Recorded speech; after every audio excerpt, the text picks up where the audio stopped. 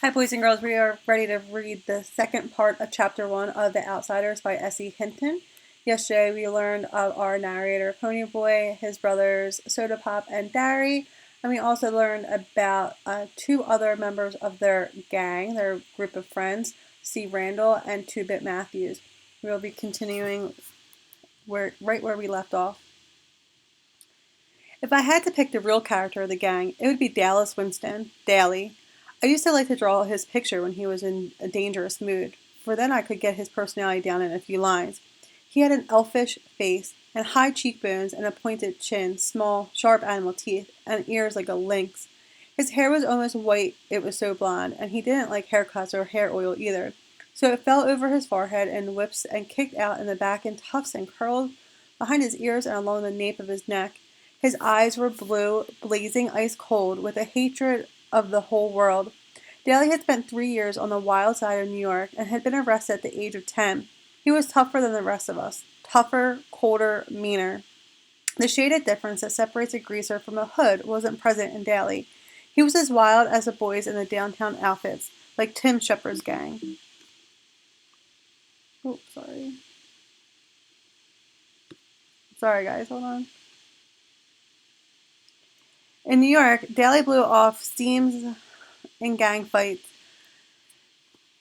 But here, organized gangs are rarities. They are just small bunches of friends who stick together, and the warfare is between the social classes. A rumble, when it's called, is usually born of a grudge fight, and the opponents just happen to bring their friends along. Oh, there are a few named gangs around, like the River Kings and the Tiber Street Tigers, but here in the Southwest, there's no gang rivalry. So Daly, even though he could get into a good fight sometimes, has no specific thing to hate. No rival gang, only socias. And you can't win against them no matter how hard you try, because they've all got the breaks, and even whipping them into going isn't going to change the fact. Maybe that's why Dallas was so bitter. He had quite a reputation. They have a file on him down at the police station. He had been arrested, he got drunk, he rode in rodeos, lied, cheated, stole, rolled drunks, jumped small kids. He did everything. I didn't like him, but he was smart and you had to respect him. Johnny Cade was last and least. If you could picture a little dark puppy that has been kicked too many times and is lost in a crowd of strangers, you'll have Johnny. He was the youngest, next to me, smaller than the rest, with a slight build. He had big black eyes and a dark tan face. His hair was jet black and heavily greased and combed to the side, but it was so long that it fell in shaggy bangs across his forehead. He had a nervous, suspicious look in his eye, and that beating he got from the socials didn't help matters. He was the gang's pet, everyone's kid brother. His father was always beating him up, and his mother ignored him, except when she was hacked off at something, and then you could hear her yelling at him clear down at our house. I think he hated that worse than getting whipped. He would have run away a million times if we hadn't been there. If it hadn't been for the gang, Johnny would never have known what love and affection are. I wiped my eyes hurriedly. Did you catch 'em? Nope. They got away this time, the dirty 2-Bit went on cheerfully, calling the socials every name he could think of or make up. The kid's okay? I'm okay. I tried to think of something to say. I'm usually pretty quiet around people, even the gang. I changed the subject. I didn't know you were out of the cooler yet, Daly. Good behavior got off early. Dallas lit a cigarette and handed it to Johnny. Everyone sat down to have a smoke and relax. A smoke always lessens the tension. I'd quit trembling and my color was back. The cigarette was calming me down. 2-Bit cocked an eyebrow. Nice looking bruise you got there, kid. I touched my cheek gingerly. Really? 2-Bit nodded sagely. Nice cut, too. Makes you look tough. Tough and tough are two different words. Tough is the same as rough. Tough means cool, sharp, like a tough-looking Mustang or a tough record. In our neighborhood, both are compliments. Steve flicked his ashes at me. What were you doing walking by your lonesome? Leave it to good old Steve to bring up something like that. I was coming home from the movies. I didn't think. You don't ever think, Dari broke in. Not at home or anywhere else where it counts. You must think at school with all those good grades you bring home, and you've always got your nose in a book. But do you ever use your head for common sense? No, sirree, bub, and if you did have to go by yourself, you should have carried a blade. I just stared at the hole in the toe of my tennis shoe. Me and Dari just didn't dig each other. I could never please him. He would have hollered at me for carrying a blade if I had carried on, If I brought home B's, he wanted A's. If I got A's, he wanted to make sure they stayed A's. If I was playing football, I should be in studying. And if I was reading, I should be out playing football. He never hollered at Soda Pop, and not even when Soda dropped out of school and got tickets for speeding. He just hollered at me. Soda was glaring at him. Leave my kid brother alone, you hear? It ain't his fault he likes to go to the movies, and it ain't his fault the socials like to jump us. And if he had been carrying a blade, it would have been a good excuse to cut him to ribbons. Soda always takes up for me. Diary said impatiently, when I want my kid brother to tell me what to do with my other kid brother, I'll ask you, kid brother. But he laid off me. He always does when Soda Pop tells him to. Most of the time. Next time, get one of us to go with you, Pony Boy, Two-Bit said. Any of us will. Speaking of movies, Daly yawned, flipping away his cigarette butt. I'm walking over to the nightly double tomorrow night. Anybody want to come and hunt some action? Steve shook his head. Me and Soda are picking up Evie and Sandy for the game. He didn't need to look at me the way he did right then. I wasn't going to ask if I could come. I'd never tell Soda because he really likes Steve a lot. But sometimes I can't stand Steve Randall. I mean it. Sometimes I hate him. Diary sighed, just like I knew he would. Diary never had time to do anything anymore. I'm working tomorrow night. Daly looked at the rest of us. How about y'all? Two-Bit, Johnny Cake, you and Pony want to come? Me and Johnny will come, I said. I knew Johnny wouldn't open his mouth unless he was forced to. Okay, Diary? Yeah, since it ain't a school night. Diary was real good about letting me go to places on the weekend. On school nights, I could hardly leave the house. I was planning on getting boozed up tomorrow night, Two-Bit said. If I don't, I'll walk over and find y'all. Steve was looking at Daly's hand. His ring, which he had rolled a drunk senior to get, was back on his finger. You break up with Sylvia again? Yeah, this time it's for good. That little broad was two-timing me again when I was in jail. I thought of Sylvia and Evie and Sandy and Two-Bit's many blondes.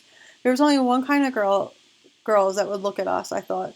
Tough, loud girls who wore too much eye makeup and giggled and swore too much. I'd like Soda's girl Sandy just fine, though. Her hair was natural blonde and her laugh was soft, like her china blue eyes.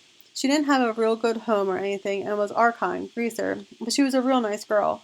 Still, lots of times I wondered what other girls were like. The girls who were bright-eyed and their dresses a decent length and acted as if they liked to spit on us if given a chance. Some were afraid of us, and remembering Dallas Winston, I didn't blame them, but most looked at us like we were dirt, gave us the same kind of look that the socias did when they came by in their Mustangs and Corvairs and yelled grease at us. I wondered about them, the girls, I mean. Did they cry when their boys were arrested, like Evie did when Steve got hauled in? Or did they run out on them the way that Sylvia did Dallas? But maybe their boys didn't get arrested or beaten up or busted up in rodeos. I was still thinking about it while I was doing my homework that night. I had to read Great Expectations for English, and the kid Pip, he reminded me of us, the way he felt marked lousy because he wasn't a gentleman or anything, and the way that girl kept looking down on him. That happened to me once. One time in biology, I had to dissect a worm, and the razor wouldn't cut, so I used my switchblade. The minute I flicked it out, I forgot what I was doing, or I would never have done it. The girl right beside me kind of gasped and said, "They are right. You are a hood." They didn't make me feel so hot. There were lots of socials in that class. I get put into A classes because I'm supposed to be smart, and most of them thought it was pretty funny. I didn't, though. She was a cute girl. She looked really good in yellow. We deserve a lot of our trouble, I thought. Dallas deserves everything he gets and should get worse. If he wants the truth and Two-Bit, he doesn't really want or need half of the things he swipes from stores. He just thinks it's funny to swipe everything that isn't nailed down. I can't understand why Soda Pop and Steve get into drag races and fight so much, though. Both of them have too much energy, too much feeling, with no way to blow it off. Rub harder, Soda, I heard Diary mumbling. You're going to put me to sleep. I looked through the door. Soda Pop was giving Diary a background. Diary is always pulling muscles. He roofs houses and is always trying to carry 2 bundles of roofing up the ladder. I knew Soda would put him to sleep because Soda can put anyone out when he sets his head to it. He thought Diary worked too hard anyway. I did too. Diary didn't deserve to work like an old man when he was only 20. He had been a real popular guy in school. He was captain of the football team and he had been voted Boy of the Year. But he just didn't have the money for him to go to college, even with the athletic scholarship he won. And now we didn't have time between jobs to even think about college. So he never went anywhere and never did anything anymore, except work out at gyms and go skiing with some old friends of his sometimes. I rubbed my cheek where it had turned purple. I had looked in the mirror and it did make me look tough. But Diary had made me put a Band-Aid on the cut. I remember how awful Johnny had looked when he got beaten up. I had just as much right to use to use the streets as the socials did, and Johnny had never hurt them.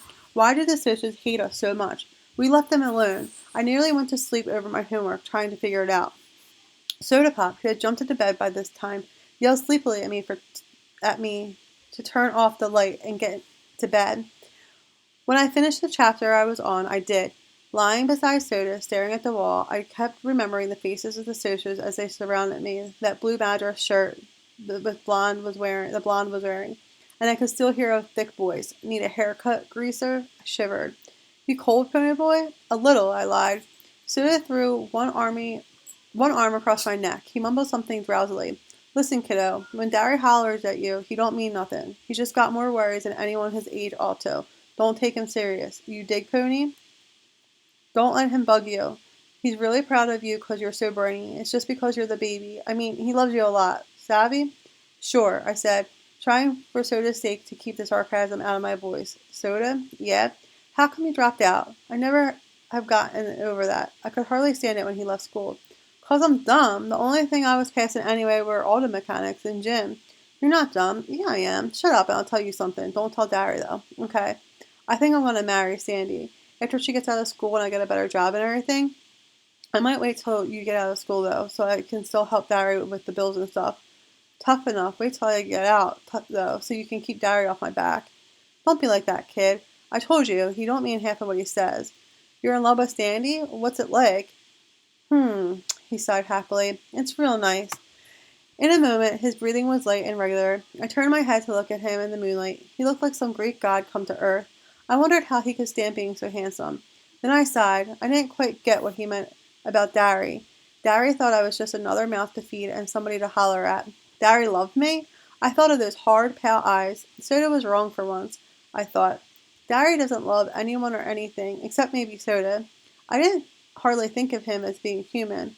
I don't care, I lied to myself. I don't care about him either. Soda's enough, and I'd have him until I got out of school. I don't care about Derry, but I was still lying, and I knew it. I lied to myself all the time, but I never believed me.